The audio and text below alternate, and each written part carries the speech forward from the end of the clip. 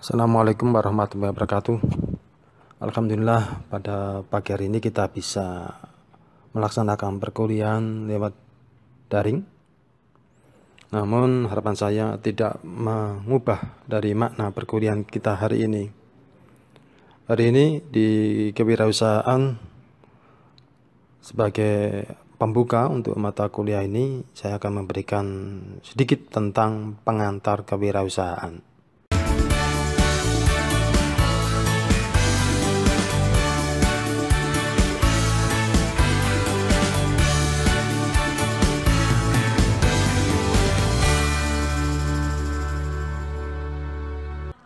Mari kita cermati makna dari kewirausahaan atau berasal dari wirausaha ini. Wira berarti berani, kemudian usaha berarti daya upaya. Sehingga di wirausaha ini memiliki arti atau kita bisa maknainya sebagai kemampuan atau keberanian yang dimiliki oleh seseorang untuk melihat dan sekaligus menilai. Seorang wirausaha atau entrepreneur adalah orang yang bersedia dan mampu untuk mengembangkan ide atau penemuan baru menjadi sukses inovasi dan sekaligus mampu menciptakan produk dan model bisnis baru yang memberikan sumbangan atas pertumbuhan yang dinamis dalam industri dan sekaligus ekonomi jangka panjang. Nah, kalau kita cermati pengertian ini menurut Joseph Schumpeter, maka kita bisa menarik sebuah kesimpulan bahwa sebagai seorang wirausaha itu harus punya ide-ide cemerlang, jadi mampu mengembangkan idenya sekaligus itu, dan selalu dimunculkan, selalu digali adanya inovasi-inovasi, karena perkembangan zaman itu akan terus bergulir, sehingga apa yang kita lakukan hari ini belum tentu cocok untuk di hari berikutnya, sehingga kita harus siap untuk melakukan adanya perubahan atau menemukan sebuah inovasi-inovasi yang membuat kita survive dalam melakukan wirausaha. Sebagai contoh, kita saat ini sedang dalam masa pandemi. Banyak sekali industri yang mengalami kebangkrutan atau kerugian, dan banyak juga angkatan kerja mengalami PHK, sehingga angka pengangguran banyak. Namun sebenarnya manusia diberikan suatu kemampuan untuk beradaptasi, kemampuan untuk berpikir logis dan kritis, sehingga di dalam dirinya itu masih ada potensi-potensi yang bisa dikembangkan. Saat ini dia boleh dikatakan adalah sebagai pengangguran. Nah, kata pengangguran itu sendiri sebenarnya itu hanya ada di dalam pemikiran mereka. Artinya kita bisa merubah. Mereka bisa merubah pemikiran pengangguran ini menjadi menghasilkan. Kenapa? Karena setiap manusia punya potensi. Nah, potensi inilah yang harus kita kenal. Potensi inilah yang harus kita gali. Sekecil apapun potensinya itu sangat diperlukan dalam kita melakukan suatu usaha. Jadi artinya janganlah kita berdiam diri aja menerima keadaan. Kalau di PHK ya sudah, berarti saya pengangguran. Bukan itu. Tapi kita diberikan oleh Allah Subhanahu wa taala kekuatan untuk berpikir yang positif, menggali potensi kita dan mengembangkan. Allah akan tetap memberikan rezeki ketika manusia itu berangkat untuk menjemputnya. Nah, ini yang perlu kita perhatikan di sini. Sehingga sangat penting diperlukan adanya mengenali ide-ide, mempunyai ide-ide, dan sekaligus menciptakan inovasi-inovasi. Kita coba lihat pengangguran pada bulan Februari tahun 2020 ini meningkat menjadi 6,68 juta orang. Dan kemungkinan pada akhir tahun ini bisa mencapai 10,88 juta, bahkan sampai 12,38 juta. Nah, tentunya dengan pemikiran-pemikiran atau pertimbangan yang tadi, ini kita bisa menekan adanya angka pengangguran. Oke, para mahasiswa, Anda termasuk adalah generasi muda yang penuh semangat, ya. Semangat hidup Anda kuat sekali, motivasi Anda kuat, tenaga kuat, ya. Nah, sehingga sebagai generasi muda sudah saatnya Anda mengubah pola pandang. Selama ini pola pandang yang kita punya, orang tua kita punya, bahwa kalau kita lulus dari pendidikan tinggi itu akan menjadi pegawai. Nah, ini kita buang, ya. Kita ubah. Ya. Ubah kemana? Jadi setelah lulus dari pendidikan tinggi ini, setelah lulus menjadi seorang perawat, maka janganlah Anda membudayakan mencari kerja. Bukan berarti saya melarang mencari kerja, bukan. Tetapi Anda harus mengubah. Pemikiran Anda harus dirubah itu. Dirubah bagaimana? Jadi mencari kerja itu harus kita ubah menjadi menciptakan lapangan kerja. Coba kita cermati pada slide berikutnya.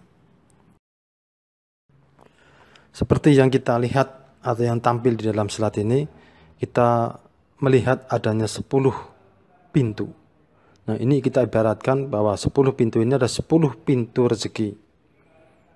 Di mana 10 pintu rezeki ini ada satu pintu yang berawal atau pintu masuk sebagai pegawai.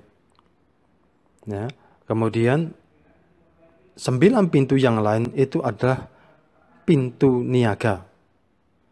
Sehingga kalau kita lihat di sini bahwa 90% orang kaya itu karena bisnis, bukan karena menjadi pegawai atau karyawan perusahaan. Berdagang merupakan suatu cara yang disarankan atau dianjurkan oleh Rasulullah. Jadi untuk memperoleh rezeki itu disarankan untuk berdagang atau berniaga. Nah, kalau kita nanti lulus dari D3 keperawatan ini, masa iya kita harus memperebutkan satu pintu ini untuk hanya menjadi pegawai saja. Padahal kita tahu bahwa setiap tahunnya ada ribuan perawat yang dihasilkan. Kalau semuanya nanti berbondong-bondong masuk ke pintu satu ini, saya kira pasti juga banyak angka pengangguran di sini. Karena jelas tidak muat, tidak cukup masuk di satu pintu ini aja. Makanya kita perlu masuk di 9 pintu ini. Maka dari itu, mari kita tumbuhkan jiwa kita untuk melakukan wirausaha. Sesuai dengan ini hadis di sini, ya. Jadi hendaklah kalian berdagang karena berdagang merupakan 9 dari 10 pintu rezeki. Nah, ini yang perlu kita perhatikan di sini. Ya, jadi jangan lagi punya asumsi setelah lulus berebut menjadi pegawai. Oh, semua menjadi pegawai. Ini nanti tidak logis, ya, tidak logis. Nih. Kita coba lagi cermati di data ini. Jadi sebuah bangsa bisa maju jika di bangsa itu terdapat wirausahanya yang maju. Kalau kita lihat di sini di Indonesia mencapai 1,65%. Ini secara umum seperti itu. Mereka menjadi seorang pengusaha. Sedangkan di Singapura, Malaysia atau Thailand ini masing-masing memiliki presentasi yang luar biasa. Jauh meninggalkan negara kita. Jadi 7%, 5%, dan 3%. Nah, sementara di negara-negara maju seperti Amerika Serikat, Jepang, ini memiliki pengusaha yang lebih dari 10% dari jumlah populasi. Ini suatu hal yang luar biasa, dan ini ada suatu kenyataan atau real, ya. Real bahwa seorang yang berjiwa wirausaha atau melakukan usaha di negara maju, ya, ini juga akan memberikan dampak nilai ekonomi bagi kehidupan bangsanya. Nah, lalu apa yang perlu kita tumbuh kembangkan di sini di dalam menciptakan kewirausahaan atau membangkitkan jiwa wirausaha kita. Jadi ini kita lihat di sini pada tangga yang pertama itu adalah mindset atau pola pikir kita. Nah, kalau pola pikir kita adalah pola pikir untuk menjadi pegawai, nah, maka pastilah tidak bisa ke arah yang lebih sukses. Ya, memang ada pegawai yang sukses, ya, tapi sukses ini sendiri kan masuk di dalam kesuksesan sebagai pegawai. Dan kita tahu bahwa berapa sih pendapatan pegawai itu? Maka kita bisa mengatakan jumlahnya sedikit lah. Jumlah sedikit, seorang pegawai itu menjadi orang kaya itu jarang. Ya. Bukan berarti tidak ada. Ada pegawai yang kaya, ada.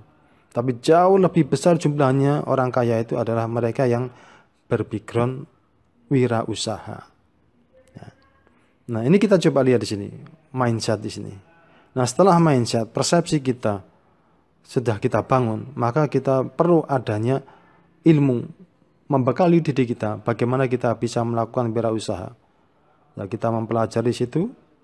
Kemudian setelah kita paham atau bekal ilmu yang cukup, jangan diam saja, tapi langsung melakukan action. Nggak usah ditunda-tunda. Sekecil apapun langkah kita atau tindakan kita, ini akan memberikan langkah lebih maju ketimbang banyak ilmu ikut pelatihan, ikut seminar kewirausahaan, tapi dia tidak melakukan wirausaha karena mungkin takutkah atau mungkin ragu-ragukah, sehingga dia akan diam. Nah, ini tidak bisa terwujud menjadi seorang wirausaha yang sukses. Jadi kesuksesan itu harus diawali dengan langkah real yang apa yang dilakukan. Nah, termasuk juga ketika Anda di bangku perkuliahan D3 keperawatan di sini, ya, Poltekkes Malang di sini, Anda diberikan bekal bagaimana menjadi seorang wirausaha itu. Bagaimana kita nanti ke depan tidak hanya mengandalkan menjadi seorang pegawai, tapi kita bisa membuat lapangan pekerjaan sendiri. Ya. Tapi kalau bekal itu sudah diberikan, kemudian Anda lulus, tapi Anda diam tidak melakukannya, maka juga tidak akan terwujud kesuksesan di wirausaha ini. Nah, ini yang harus dilakukan. Gak perlu langkah yang besar, diawali dengan langkah besar tidak perlu. Langkah yang kecil pun ini bisa untuk mengawalinya. Ya, ini yang tolong diperhatikan di sini. Setelah mendapatkan banyak ilmu, lakukan action, wujudkan apa yang sudah dipelajarinya. Coba kita lihat, ini kita akan mencoba menjelaskan mengapa mindset ini perlu kita bangun. Ya.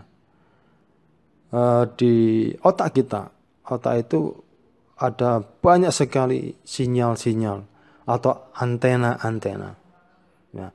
Nah, antena ini ada kaitannya dengan universe atau alam semesta. Artinya apa? Artinya apa yang kita pikirkan, ya, apa yang menjadi pikiran kita, apa yang kita inginkan, itu akan terkoneksi ke universe, ke alam semesta. Dan disitulah nanti akan berbalik lagi ke kita. Ya, akan berbalik ke kita dengan hasil yang luar biasa. Sehingga kalau kita cermati ada pepatah bahwa kekuatan pikiran dapat menarik sebuah kejadian, itu juga benar. Ya. Itu realitas seperti itu. Ya, seperti kita lihat di sini ada di hadis ini, sebuah hadis ini, bahwa sesungguhnya Allah berfirman bahwa aku sebagaimana prasangka hambaku kepadaku. Aku bersamanya jika dia berdoa kepadaku. Artinya apa? Kekuatan pikiran kita, positive thinking, ya. Kita berpikir positif tentang cita-cita kita. Aku yakin bisa menjadi seorang wirausaha. Aku yakin menjadi seorang perawat yang sukses. Dan itu dibarengi oleh ikhtiar doa. Ya, itu insya Allah akan terwujud. Beda kalau kita dari awal sudah berpikir kecil atau berpikir negatif. Aku dari orang yang tidak punya, Mosok bisa saya menjadi seorang wirausahawan yang sukses. Nah, maka itu juga pasti juga tidak akan berhasil menjadi seorang wirausaha yang sukses. Jadi ini perlu kita pahamkan. Nah, berpikir yang positif, selalu berbaik sangka ini akan memotivasi kita sebagai seorang wirausaha itu ketika kita menjumpai kendala, kemudian kita jatuh, kemudian kita bisa semangat lagi untuk bangkit lagi, jatuh, kemudian bangkit lagi. Nah, nanti kita tidak akan mudah putus asa. Jadi kalau ini sudah mindset ini sudah kita tanam seperti itu. Nah, kalau kita tidak punya mindset seperti ini, maka begitu mengawali kemudian jatuh atau bangkrut, ya sudah berhenti. Tidak mau mengawali lagi, tidak mau mengulangi lagi. Yang perlu kita perhatikan adalah bahwa wirausaha yang sukses, ya, ada seorang wirausaha sukses, itu dia sebenarnya sudah siap untuk jatuh atau bangkrut. Nah, ini yang perlu kita perhatikan. Ya, tidak ada ceritanya begitu usaha langsung sukses cemerlang, itu tidak ada. Artinya mulus tidak ada. Pasti ada kendala. Kendala-kendala yang akan menghambat menjadi batu sandungan di dalam kita melakukan wirausaha. So, tanamkan mindset, pemikiran, pola pikir kita yang positif terhadap cita-cita, keinginan kita kuat untuk melakukan suatu usaha. Sekali lagi, usaha itu tidak harus usaha yang besar. Ya. Usaha kecil pun juga bisa.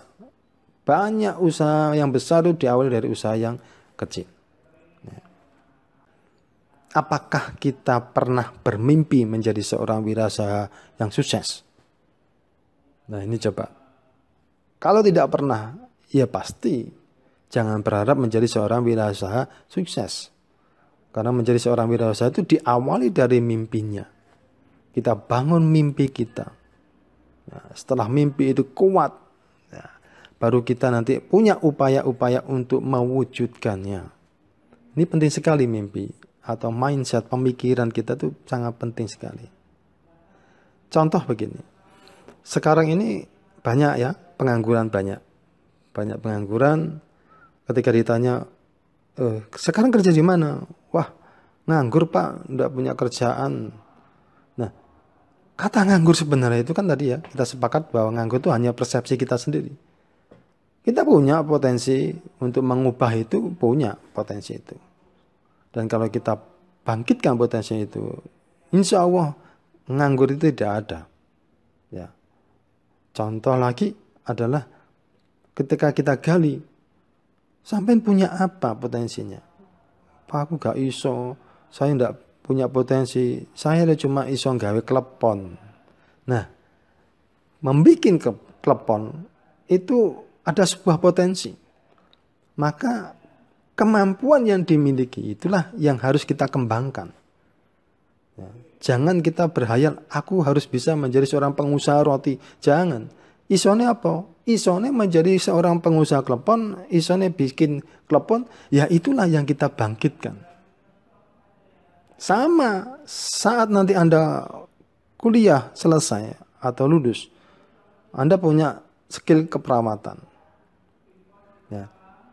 Gunakan skill Anda, olah, upayakan ini menjadi bekal ya, menjadi bekal dalam kita melakukan wirausaha. Kita coba lihat slide ini. You are a miracle, atau kita tuh punya keajaiban masing-masing. Kita punya potensi ya. Coba kenali dulu. Kira-kira kekuatan yang besar yang kita miliki di dalam diri kita tuh apa? Karena manusia tuh diciptakan punya kelebihan sendiri.